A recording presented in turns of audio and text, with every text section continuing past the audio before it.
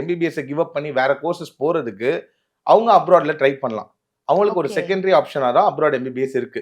So அப்படி இல்லாதவங்க even திரும்ப நீட் ரிப்பீட் பண்ணலாம். தாராளமா ரிப்பீட் பண்ணலாம். ஸோ நீட் ரிப்பீட் பண்றதுன்றது தப்பு கிடையாது. ஒரு வாட்டி ரிப்பீட் பண்ணலாம். Keep on repeating. அந்த கீப் ஆன் ரிப்பீட் பண்ணும்போது அவங்க என்ன பண்றாங்கன்னா, வருஷத்துக்கு காம்படிட்டர் வந்து அவங்களுக்கு அதிகமா தான் ஆகும். போன வருஷம் ரிப்பீட் பண்ணவங்க திரும்ப இன்னும் ஸ்ட்ராங்கரா வருவாங்க. இந்த வருஷமும் ரிப்பீட் பண்ணா இன்னும் ஸ்ட்ராங்கரா வருவாங்க.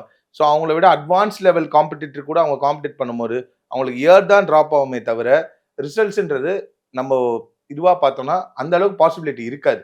ஸோ சில பேர் வந்து டைம் வேஸ்ட் பண்ண விரும்ப மாட்டாங்க. ஓகே ஈஸியா வந்து நம்ம இப்போ வந்து நீட் வந்து பாஸ் பண்ணிட்டோம். நெக்ஸ்ட் என்ன பண்ணலாம்? அவங்களுக்கு அதர் கோர்சஸ்ல இன்ட்ரெஸ்ட்டும் இருக்காது. எம்பிபிஎஸ் பண்ணணுன்ற ஆசை இருக்கும். ஸோ அப்ராட சூஸ் பண்றவங்களுக்கு அப்ராட் கண்டிப்பா ஒரு பெஸ்ட் ஆப்ஷன் தான். இப்ப எந்த ஒரு கண்ட்ரீஸ்ல வந்து அதிகமா இந்த எம்பிபிஎஸ் படிக்கக்கூடிய பாப்புலேஷன் வந்து அதிகமா இருக்கு? இப்போ கரண்டா பார்த்தீங்கன்னா, முன்னாடிலாம் பார்த்தீங்கன்னா, ரஷ்யா, ம், உக்ரைன், ம், சைனா இதெல்லாம் இருந்தாங்க. இப்போ ம். சைனா வந்து பார்த்தீங்கன்னா, கொரோனாக்கு அப்புறம் யாரும் பெருசா போறதில்ல. ஓகே. ரஷ்யாவும், உக்ரைனும் உங்களுக்கு தெரியும். வார் உலகத்துக்கே தெரியும். வார் நடந்த பிறகு யாரும் மக்கள் வந்து பெருசா அதுல வந்து இப்போ விருப்பப்படுறது கிடையாது.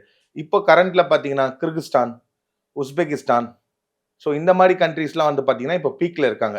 இப்போ அங்க தான் நெறைய மக்கள் போறாங்க. ஈவன் ஜார்ஜியா கூட லாஸ்ட் நியூஸ்ல வந்துருந்துச்சு. நெறைய பேர் போயிருக்காங்கன்ட்டு. ம். பட் என்னன்னா, ஜார்ஜியான்னு எடுத்துக்கிட்டீங்கன்னா, சிம்பிளா வேர்ல்ட்ல சொல்லணும்னா, ஜார்ஜியா ஈக்குவல் டூ காஸ்ட்லி.